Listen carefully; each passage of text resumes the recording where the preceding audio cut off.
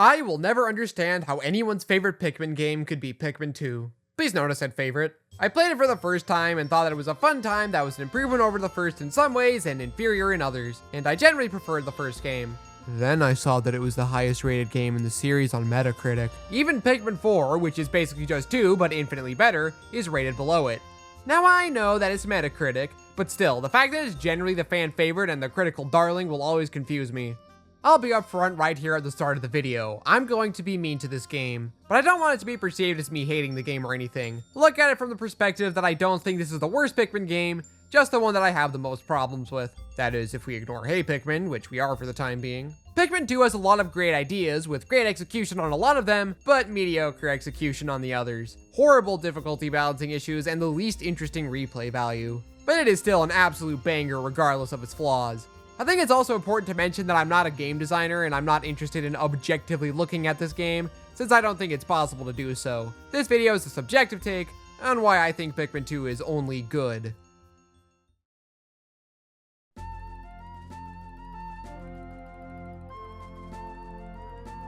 Before making this video, I'd never played Pikmin 2 immediately after playing 1, so in my mind the two would blend together in terms of graphics. But my goodness, is this a massive improvement over the first game. The colors are more vibrant and the areas are more detailed and pretty. The awakening wood and its flower petals that fall in the foreground are a particular visual highlight of the game. Looking at every frame is always a visual treat here. I think it might be my second favorite looking GameCube game behind the Wind Waker. Yeah, at least it is when you're above ground. The caves are a mixed bag. There are a couple of highlights here, like the one that looks like a child's playroom and the vibrant kitchen, but many of them feel very similar with nothing more than a different color palette. And the ones that aren't, like Subterranean Complex, are just plain ugly. The music is far less atmospheric than in the first game, but the game at large has this vibe, so it's not that big of an issue. This is something shared with all three of the later Pikmin games, and since none of them share in the loneliness that the first game set up, it doesn't really feel like they missed the mark in this regard. They all still feel like Pikmin games, and that's what matters. Anyway, the tunes here are all bangers, a lot more memorable and video gamey. Like how depending on what character you're currently playing as, it changes. It keeps it dynamic. It's not my favorite OST in the series, but it's still pretty good regardless. In the first game, there were only hints that the planet was Earth, but in the later games it's a lot more explicit, especially with this entry in 4. The treasures you find are old relics left behind by the humans, and seeing what names are given adds a whole heap of charm to the game. A vague interpretation of what the object in question could have been used for. And sometimes it's not even that, like the donut that's called a cushion, the old Japanese currency that isn't even known what it is, just that it has merit of some kind. It's arguably the best aspect of the treasures, at least in my opinion. The narrative on offer is also solid. Out of the 4 currently released games, it has the lowest stakes. You aren't stranded on a planet with a low hope of survival, you aren't trying to save a planet on the brink of starvation, you aren't trying to rescue a bunch of stranded castaways. You are instead trying to pay off a debt that Hawk-Tate Freight accumulated while Olimar was stranded on PNF 404. If you fail, then Olimar just has to find a different job. It's a lot more lenient and relaxed compared to the others, and I admire that about it. This game also introduces Louis, and I don't think I've ever loved to hate any other character in any piece of media as much as I have Louis. He's the sole reason that the company is in the equivalent of billions of dollars of debt. Not even because of an accident or anything, but by actively eating all the food in the shipment. And Nintendo did the smart thing by not trying to endear us to the character, and I think that makes him way more enjoyable. I also like how he gets a little bit of depth, even if nowhere near as much as Olimar, with us learning that he lives with his grandma and doesn't have a good relationship with his father. It is a bit of a shame that no other character in the series gets stuff like this, but that's something I'll bring up when talking about the later games. This game introduces a couple of quality of life features that make playing through the game feel a lot better than the original. The biggest of these is that Pikmin who are afflicted by a hazard they aren't equipped to deal with will no longer die with you forced to watch them perish in horror, but they'll run around panicking with you using your whistle to calm them down. This gives you a lot more leeway to make mistakes and take bigger risks, since the results will be less devastating. The Pikmin are less frustrating than they were in the original, though they still aren't quite up to the standards that they are in 3 and 4. Still, it's a nice improvement that they made. You're also able to swap to the specific Pikmin that you want to use with the D-pad, and it eliminates one of the most frustrating aspects of the first game. While they kept most of the controls the same between the two games, the changes they made to the button layout constantly trip me up since my brain is hardwired to how the first game worked, especially with the map. The game also introduces purple Pikmin, white Pikmin, and Bulbmin, as well as making the yellow Pikmin actually useful. The game leans a lot more into specific environmental hazards, and each Pikmin is associated with one of these hazards. Fire is combated by red, water is combated by blue, electricity is combated by yellow, poison is combated by white, and purples are kind of overpowered. The purple Pikmin has the weight and carrying capacity of 10 regular Pikmin, but they're also slow as heck. This seems like a decent way of balancing them, but they also possess the ability to stun enemies by throwing them because of how chunky they are. This makes them the ideal Pikmin to use in most scenarios, apart from clearing hazards in water. The only thing that prevents you from going on a full rampage with them is that you can only get them in the underground candy pop buds. Even then, it's pretty easy to get about 40 on a casual playthrough, which is plenty enough to slaughter everything in your path.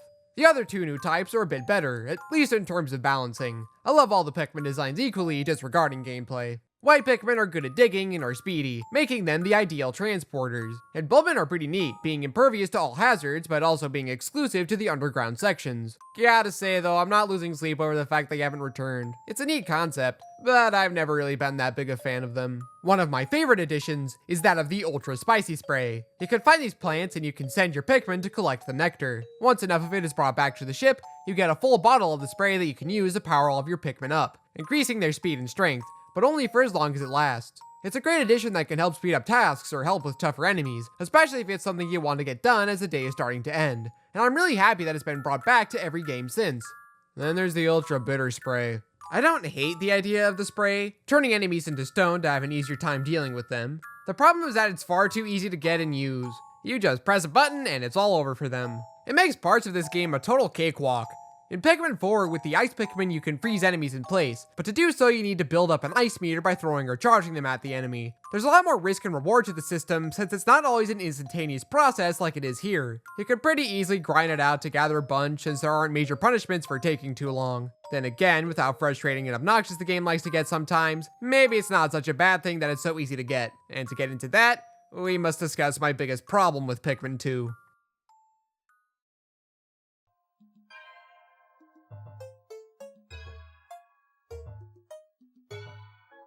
I've never been the biggest fan of the caves in Pikmin 2, and now that I've beaten 4, I think I dislike them more. Inventory issue! I'll make sure the rescue corps never cure you, so you spend the rest of your lives as a leafling if you're going to offer nothing more for a defense of your position. I love the idea of the caves, and 4 satisfyingly executes this idea. There's no way to build up your Pikmin forces underground. You're limited to what you brought in, so the central loop is building up your forces above ground to use them below ground. Underground areas are more structured and limited, with you needing to gather the treasures on the sub-level and the hole that takes you to the next sub-level. On paper, this is a great continuation of what the first game established. There are a few issues here that hamper their potential enjoyment though. First, as mentioned previously, the difficulty is ridiculous. Since we're on the topic of difficulty, I guess this is the part of the video where I bring up Dark Souls. It's the YouTuber creed. FromSoft is known for making really hard and oppressive games, and those games almost always receive unanimous critical acclaim.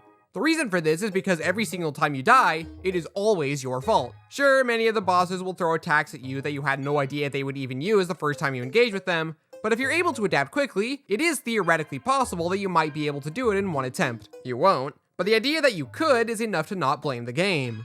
And it's for this reason that Pikmin 2's difficulty is simply the worst. There are times when my deaths were entirely my fault, and those moments are fun, but the vast majority of the time, it's hard to not blame the game for throwing the most obnoxious enemy spam you've ever seen in your life at you. I've seen some people say, well, you just gotta strategize, but I don't really agree with that sentiment. You shouldn't have to leave all of your Pikmin behind so you can run around the room to see what you might use them for before going back and then using the Pikmin for the thing. You should be able to just go through the area and use the Pikmin for the problems as you come to them, because that wastes less of your time and makes the game's pacing so much more enjoyable. You shouldn't have to look around the room to come up with a strategy before executing that strategy. I say this because that's how the caves in 4 work, and it's a blast. You strategize as you go through it, and because that's how I prefer to play these games, it means that the quote-unquote correct way to play it is how I'll do it regardless. The bigger problem with Pikmin 2's difficulty level is how uneven it is. Say what you want about the relative ease of 3 and 4, they at least remain at a consistent level of ease. Pikmin 2 is either the most obnoxiously hard game in the series if you look down on resetting and the bitter spray, or it's pathetically easy. Caves save at the start of every sub-level, so you can reset it to get a more favorable layout, reset it to get your Pikmin back, reset it to undo a mistake of some kind, reset it if you suck at on-the-fly strategies, or whatever you need to do. It's like rewinding time in the later games, but the difference there is that it's an intended feature in those games that gel with the rest of the design, whereas it's more of an exploit here that gets you out of a horrible setup that had no human intelligence behind it. Combine this with a bitter spray and it tends to go on the verge of being boring, but if you forgo them because you don't like how it affects the game, then you get some of the most frustrating gameplay ever put on the GameCube. If you have any reasoning for why this doesn't bother you beyond just saying, Josh, you just suck at strategizing, I'd love to hear it. That's not me being snide or sarcastic, by the way. That's a genuine comment. There's a larger issue here that permeates through every aspect of what I don't like about the caves: the random generation. It's one thing to throw a bunch of hard enemies in a room, and it's another thing to not allow you to properly strategize a way around it. In the final cave of Pikmin 4, there's a sublevel with 3 Emperor Bulblaxes that you need to fight all at once. This is a fair challenge because if you were to reset, everything about the room and the placements remain consistent. This is not the case with Pikmin 2's caves, because every time you enter a sublevel, it's a completely different layout, so you have to wing it no matter what. This makes me roll my eyes when people bring up strategy because I don't know how to strategize beyond what Pikmin I should use for what enemy, assuming I don't have purples with me for some reason or if it's Submerged Castle. Another issue brought about by the random layout is that there's no human thought put into anything. You have useless hallways, hazards put in painfully avoidable spots, enemies that you won't even know exist if you don't go out of your way to explore the entire sublevel, and the worst one by far is that treasures can spawn right next to each other, either making all the exploration you did a pointless waste of time, or removing any reason to check out like half of the room. It also makes the caves feel very samey and dull, since the layouts can never be too complex because that would be too much to handle for the generation algorithm. The only thing that separates one cave from another is the visuals, enemies, and hazards. Sometimes this is enough, and other times it isn't. It really depends on how many sublevels there are. Nintendo developers know how to design levels, and there are very few games they publish that have bad level design. And when you compare the handcrafted caves in Pikmin 4 with what's on offer here, I think it's a good showcase for why the design sucks. I think the biggest thing this random generation does that annoys me though is that it removes a lot of the replay value with this game. This is an odd complaint, I realize, but hear me out. Pikmin is a series that thrives off of its replay value. The games get far more enjoyable with every revisit. For me personally, as in this is something that doesn't apply to you and is solely upon Josh the Camera Goo making this video, this replayability is built upon a foundation of efficiency. Knowing the ins and outs of every location, knowing where everything to collect is, and learning the most efficient routes to take in every area to complete them as fast as possible. It's the only other series besides Mario that I would be interested in speedrunning because of how satisfying it is. And then I watched Pikmin speedrun and lamented how much I suck at the game, but that's neither here nor there. It's for this reason that the caves negatively impact replayability for me. I've grown to like Pikmin 1 and 3 more after the first playthrough. I suspect it will be the same for 4. But my enjoyment of 2 has remained flat. There's no point in learning any faster routes for this game, because the caves will always take, more or less, the same time as they did on my first playthrough. Sure, I know what treasures spawn on which sublevel and what enemies to expect, but how I get through them is never consistent, so how can I enjoy trying to go through them as fast as possible? It goes back to why I think saying that the caves are magically fixed by just strategizing your way through them doesn't work, since that strategy wouldn't be anywhere near as satisfying as the other 3 games. With all that being said, and with all of that complaining I've just done, I do actually enjoy going through the caves, even if not as much as the rest of the game. There's something satisfying about clearing all the enemies and treasures on the floor that only this series can offer. At the end of the day, the core appeal of Pikmin is still here and accounted for. I like how they encourage you to play it safer since you aren't able to rebound from fatal mistakes quite as easily as on the surface, so long as you don't immediately reset the game that is, which I only tend to do if I've collected 1 treasure or less. I also like how creative and varied the different themes are, even if some of them are a bit ugly. And I'd be remiss to not mention Submerged Castle, easily the best cave in the entire game. Before you even enter it, you're already faced with an interesting challenge. Every main hazard type is in this cave, but as the name would suggest, it's all underwater, so you can only take blues with you. This is such an interesting dynamic that I wish the game made more use of. It would have made going through a lot of these caves a lot more interesting. Pikmin 4 is a little better in this regard, but it's still not taken as far as I would have liked. Anyway, you enter and initially it's all fine and dandy, but then you take a little long getting some of the treasures and this guy shows up. If it weren't for the Gloom Spawn and Tears of the Kingdom, I'd probably say the Water Wraith is the single scariest enemy in any game. He can literally steamroll all of your Pikmin, instantly killing them. He patrols the entire cave, and what's more, he is also impervious to attacks from any kind of Pikmin other than purples. But since you can't bring those with you, and you only get purples on the very last sublevel, it makes for a great dynamic. This is my favorite part of the game, because it's the only time that the satisfying efficiency of the other 3 games truly comes into play. That's not to say the other caves lack the Pikmin magic, just that they lack the efficiency that enhances it. I've always loved the idea of caves, but how they're handled here leaves a lot to be desired for me. Thankfully, the above ground areas make up for that for the most part.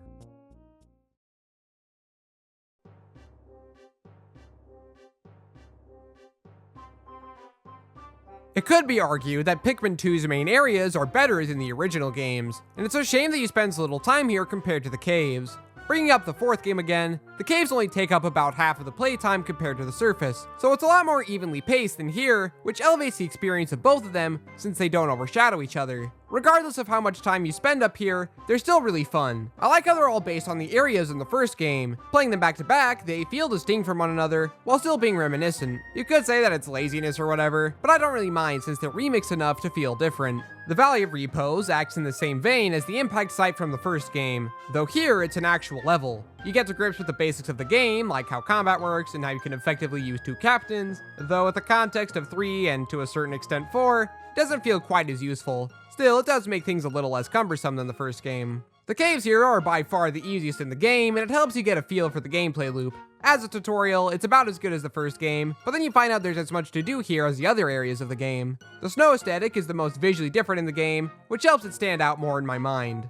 Awakening Wood is my favorite area of the game. There's this one neat fricker called the Creeping Chrysanthemum, which disguises itself as a group of flowers, then jumps out of the ground when you get close enough to it. Opening up the shortcuts to get around the level a bit easier is pretty fun. In fact, moving through the level is fun in its own right, and it has fairly solid coverage of Pikmin types. My main issue is that it's just too small.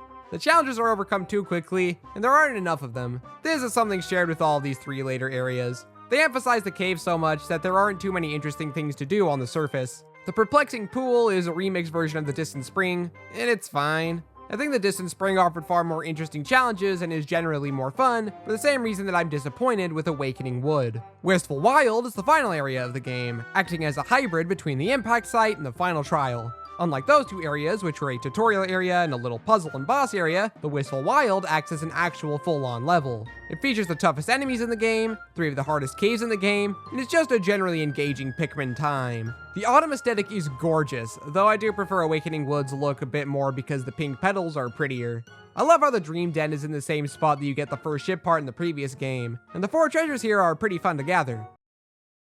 The Doomsday Apparatus is the reason I 99% complete Pikmin 2 instead of 100% it. First off, it is unreasonably obnoxious to carry, taking anywhere from a quarter of a day to half a day, or in non-troglodyte terms, 3 minutes and 15 seconds to 6.5 minutes. You can't do anything else for at least 3 of your precious real-world minutes during this time because it requires 100 purple Pikmin to carry it, and you need Pikmin to engage with 90% of the game. Beyond that, acquiring that many isn't anywhere near as satisfying or quick as the other Pikmin, so if you do want to go for it, it can really screw with the pacing. I have seen some people say that they have more than 100 by the time they get here, but I refuse to believe that anyone has that many on a first playthrough. The only reason is if you wanted to grind out that much for some other reason, though I assume the entire point of making it so tedious to get them is so you don't overly rely on them. But then again, as stated earlier, with only 40, which is pretty easy to obtain, they're still overly powerful at combat, so I honestly have no idea what the point of locking them behind the candy pot buds in the first place is. I can't help but feel that everyone who tries to invalidate this as an issue is basing it more on the fact that they don't have as much of an issue with it, because you can't deny that getting to 100 purples is a grind fest. Pikmin 4 has the Golden Vaulting Table, which acts as that game's version of the Doomsday Apparatus, but it is far less annoying because if you complete a side Dandori challenge, then you unlock the Godly Purple Onion, allowing you to more easily obtain the 100 purples you need. It's still something you have to work for, but it's a much more enjoyable challenge than just trying to find a candy pot bud. To be honest, this is just an overly explained nitpick. I really do not care about this thing one way or the other. I just had more to explain with it than I thought.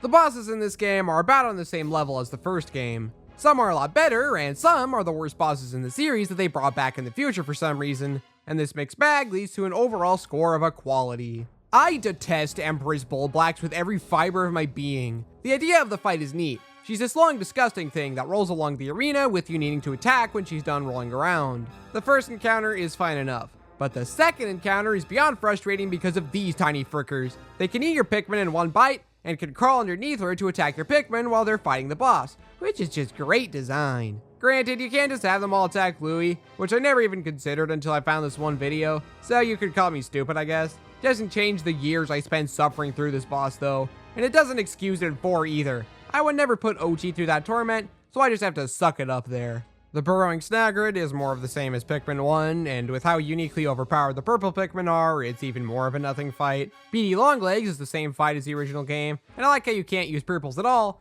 though it does mean that it's basically the same as before. Emperor Bullblacks has seen a massive nerf, and this one clip shows why I think the purple Pikmin need to tone it down a bit. Jeez Louise.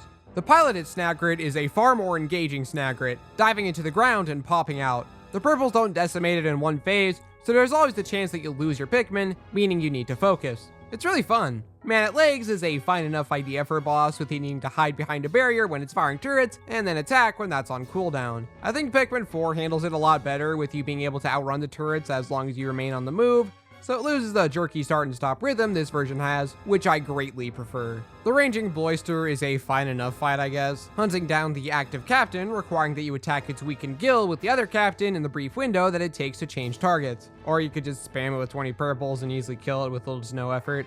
I think the idea of the boss is great, but the purples just ruin it with how OP they are. The Water Wraith is a fantastic threat when he's invincible, and once you get the chance to fight back, it leads to a really cathartic boss fight. Unfortunately, the boss itself is fairly weak. You use the purple Pikmin to make it solid, and then you can swarm him with the rest of your squad. This is the fun part of the fight. After this, it starts running around the arena, and trying to catch up with it is always just really frustrating more than anything else. I love the idea that it's running away terrified of you in an inverted scenario from the rest of the cave. I just wish they made catching up to it less cumbersome. The Segmented Crabster is another fairly fun boss, rolling around the arena trying to squish all your Pikmin before smashing into a wall, sending rubble falling from the ceiling and being knocked out for a bit. You can't one-shot it with a ton of purples, so much like the piloted Snagret, it encourages you to actually engage with the boss, even if it goes down quicker. Raging Longlegs is an absolute unit, basically being the BA Longlegs, but killable by purple Pikmin, so it becomes yet another in a long series of jokes in this game. The Titan Dweevil is the final boss, and it's fairly solid. Definitely an improvement over the intended strategy for Emperor Bullblax from the first game, but it pales in comparison to the Plasm Wraith and Ancient Sirehound. I like how it's implied that Louis was controlling it, that's the best part of it right there. The design is really cool, and it has attacks that represent every hazard in the game, avoiding them all is a fairly fun challenge. You have to destroy the mechanical parts surrounding it in order to even start damaging it, which also doubles as removing one of its attacks. It is a little frustrating when the Pikmin picks up one of the fallen parts instead of attacking it, but otherwise it's a really fun and engaging fight, easily my favorite in the game. There's nothing quite like having it be reduced to a regular spider that you can easily destroy. I feel like the bosses would be significantly improved if purple Pikmin weren't so powerful, as a lot of them have great concepts, but are too weak for these beefy boys. Despite this, the bosses that I enjoy are great, and the above ground sections are also really enjoyable. When I play Pikmin 2, all I focus on is the moment-to-moment gameplay of amassing my massive treasure hoard to pay off the company debt. I appreciate the bizarre cave visuals and the gorgeous surface areas. I focus on gathering my large group of Pikmin forces to expend underground. On purely a subconscious level, the words I've written about my problems with this game affect me. There are moments I get really frustrated, and there are times when I find myself unsatisfied and a little bored with the cave layouts. But for all its faults, Pikmin 2 captures the wonder of this series. The boss fights have far higher highs than the first game, the quality of life features make the game feel so much better to play, the surface levels are just as good as they were there, and I adore the absurd story. I can't quite call it peak fiction like I can with 1, 3, and 4, which I have fewer issues with overall, but there's no denying that Pikmin 2 is a good game.